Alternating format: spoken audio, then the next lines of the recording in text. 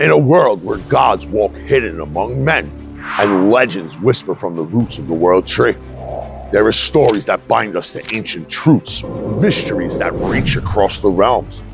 One such tale speaks of a cloaked wanderer, bound by flame in a king's hall, holding secrets vast as the cosmos. In silence he endures, his patience a weapon sharper than any sword, his wisdom deeper than any mortal could fathom. But when this quiet stranger finally speaks, he reveals visions of the 9 realms, the power of Yggdrasil, and the dangers of pride, leaving those who listen forever changed. This is the story of the Grimnismal. And well, this is how the Heathen.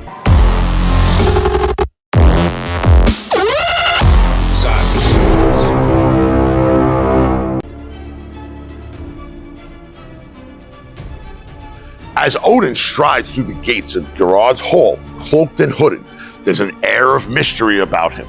He's come disguised as Grimnir, a wanderer, concealing his godly nature to observe the human world. But Geirrod, proud and suspicious, sees only a stranger who could be a threat to his throne. Without hesitation, the king orders seize him, and in an instant, Odin is bound, his arms held tight by iron and thrust between 2 roaring fires. The heat sears his skin, but Odin does not flinch. He suffered far worse in his quest for wisdom. This is a god who once hung from Yggdrasil for 9 days after all. But Geirrod does not know this. He sees only a man, and in his pride he mocks the prisoner. "You'll burn or you'll break, Grimnir," he sneers, oblivious to the storm brewing in Odin's mind. Time passes, the fire crackling closer. But Odin's endurance is unbreakable. Bound between flames, his thoughts drift beyond pain, beyond Geirrod's taunts. This isn't just torture, it's a test, a waiting game. With each moment, Odin's mind fills with knowledge, a silent plan forming as he endures. The king's court watches, some with pity, others with morbid curiosity, wondering just who this quiet stranger is. But Odin holds his silence, his mind sharp and waiting for the moment when this proud king will realize the enormity of his mistake. Day after day, Odin endures in silence, bound between the flames, refusing to reveal his true identity.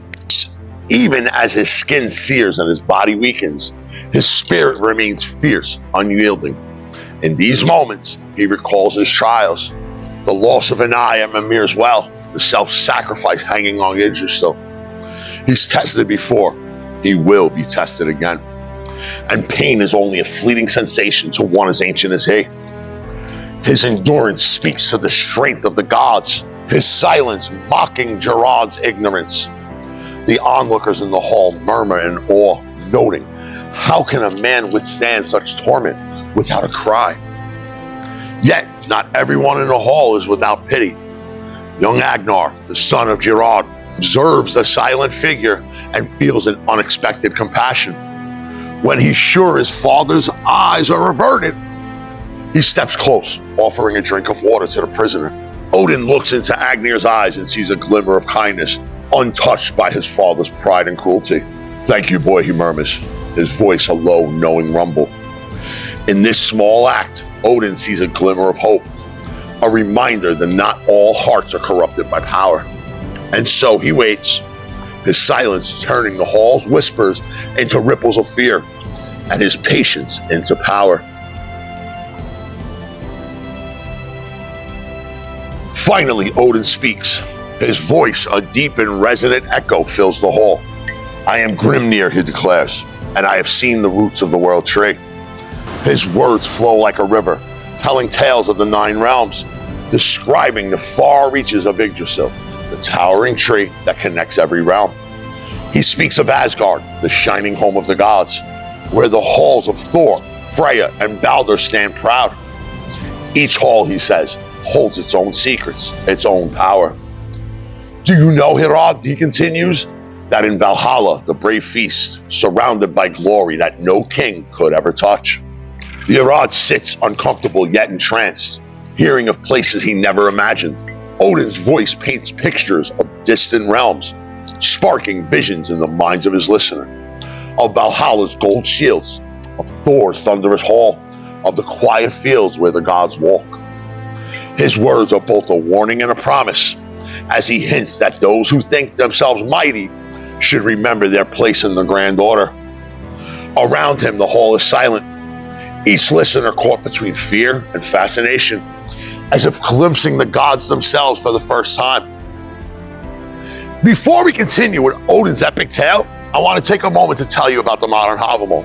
If you found yourself captivated by the wisdom of the gods and the deep teachings of the Norse tradition, this book is a must-read. The modern HAVAMAL takes the ancient verses of Odin and brings them into the modern world, offering practical advice on everything from life struggles to self-improvement. It's more than just a book. It's a guide to living with strength, wisdom, and honor. And if you want to dive deeper into these ancient lessons, the link is the first one in the description. Now, back to the story of the Grimnismal. Odin's voice grows deeper, reverberating through the hall. The world tree, Yggdrasil, he says, is no mere tree. It binds us all, mortal and god alike. He describes its towering branches, which stretch across the realms, and its roots plunging deep into the earth, home to ancient secrets. At its base, the dragon Nidhogg gnaws ceaselessly, Odin intones, seeking to bring ruin to all creation. His words bring a chill, and the listeners find themselves shivering at the vision of the great serpent. And yet, Odin continues, his tone softening. There is beauty in the balance. He tells of the well of wisdom of Mimir, from whom he drank after giving up his eye. He reveals the harmony that holds Yggdrasil together, a web of fate and knowledge. It is this balance, Herod, that you have disturbed, he says, his gaze piercing.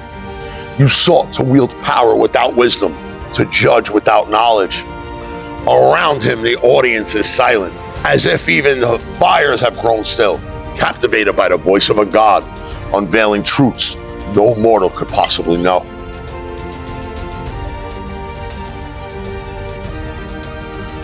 With a sudden flash of fury, Odin finally casts aside his disguise. Foolish king, he thunders, his eyes blazing with a divine light. I am Odin, the All-Father, he who has walked worlds beyond your imagining. The halls erupt in shocked gasps. The courtiers pulling back in terror. Herod stumbles, his face pale, as he realizes the gravity of his mistake. The man he tortured was no mortal. He has provoked the wrath of a god. In a final act of desperation, Herod tries to flee Odin, but panic binds him, and in his rush, he falls upon his own sword. As the hall watches their king fall, Agnar steps forward. His gaze meets Odin, and Odin nods, acknowledging the boy's kindness. You have shown compassion where others failed, he says, his voice now calm but powerful. Remember this day, boy, and your future will be blessed. With that, Odin turns and strides out of the hall, his form fading as he leaves, a shadow of mystery once more. The silence lingers, and the onlookers know they have witnessed something beyond mortal power, a reminder of the gods' wrath and wisdom. As we wrap up this awe-inspiring display of Odin's raw power, I would like to take a moment and thank you for your support and for watching the video this far into it. Your dedication fuels this journey and brings us closer to creating American Heathen.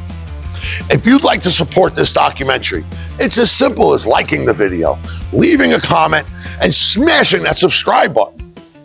Don't forget to turn on notifications so you never miss a new upload as we dive into every story of the Poetic Edda, bringing the legends of the gods to life. And if you're ready to witness Odin's cunning and wisdom in the Grímnismál, well, click on this thumbnail right here. And until next time, my fellow wandering heathens, stay fucking savage.